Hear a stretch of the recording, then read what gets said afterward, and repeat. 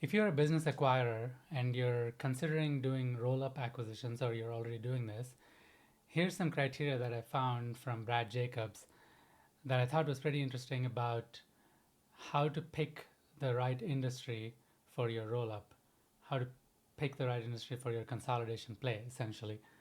And here are the criteria. First of all, you want a large TAM, large total addressable market space, relative to the size you want to get to. Let's say you want to get to a $10 million enterprise value roll up, then you'd want ideally the space to be about 100 times that much. So you want it to be about $1 billion of space. So let's say you want it to get to $100 million space, you want it to be $10 billion or larger TAM, because you could probably get to about 1 to 5% of that total TAM, because more than that would be unrealistic. So you want to pick a space like that. You want to pick industries like packaging services or industrial businesses or things like that, industrial supplies. But you do not want to pick something like a custom, like luxury private chef type business, because you cannot, it's not a very large TAM business, it's very niche. Same thing like high end piano tuning, for example. You don't want to pick an industry like that. So that's the first one. You want a large TAM relative to the size you want to get to. The second thing is you want a growing TAM. You want industry tailwinds.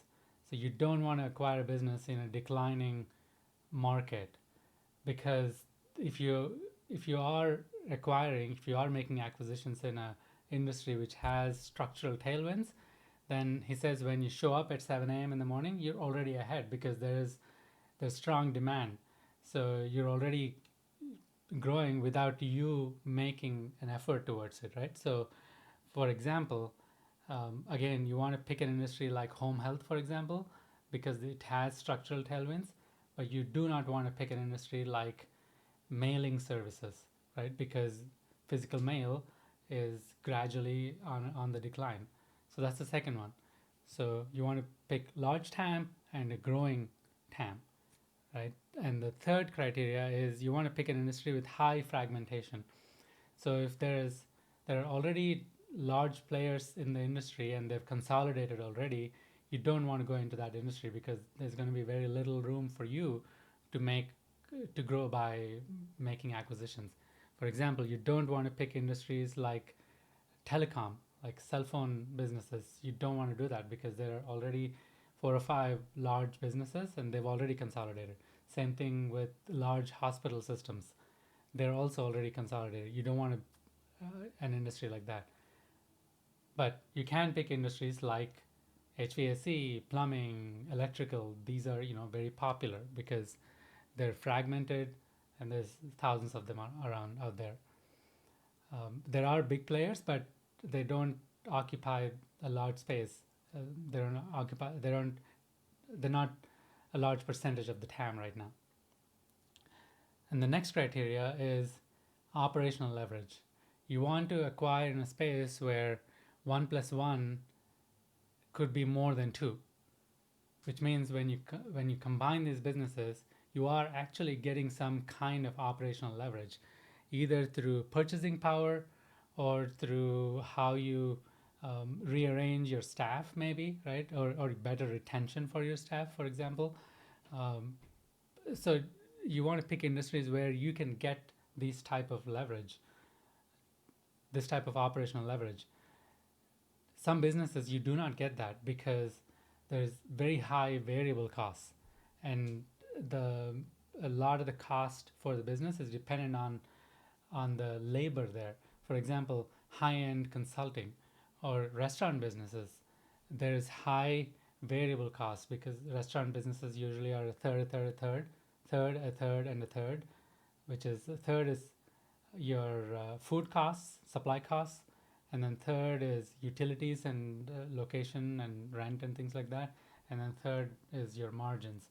And the 2/3 of it, sometimes more than that, is all variable cost, in the sense that if you start a new uh, if you open a new unit, or if you acquire a new unit, it'll have the same variable cost.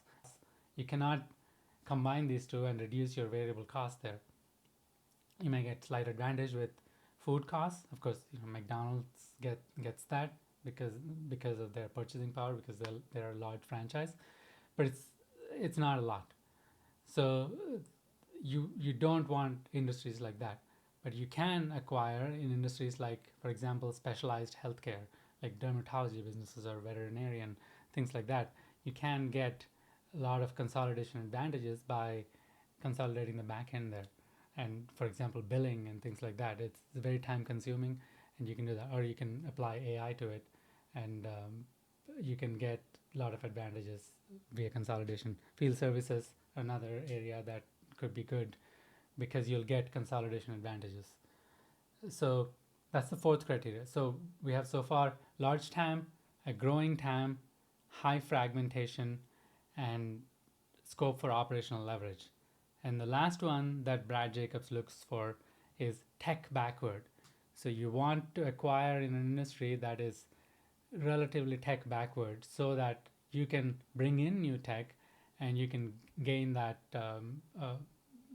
operational advantages. You can gain that margin improvement when you bring in new tech. But you don't want to acquire in industries that are already tech forward. Things like maybe e-commerce, right, or financial services, or AI consulting, or AI businesses, or SaaS businesses that are new, or any startups. Generally speaking, they're already very tech forward. You don't want to be in that space if you're doing this type of private equity roll up type play. But you could acquire in businesses like home health, again, field services, distribution, warehouse management, logistics. These are all tech backward still, considerably, significantly. So you can acquire in these industries, and when you bring in new tech and automation and AI, you will gain significant margin improvement. So when you layer these things on top of each other, like having a large and a growing TAM, and you have scope for operational advantages, it's highly fragmented, so you can make a lot of acquisitions, and it's tech backwards, so you can bring in new tech and improve margins. So when you do that, you have significant advantage, because you're combining multiple layers of advantage. So that's how you can pick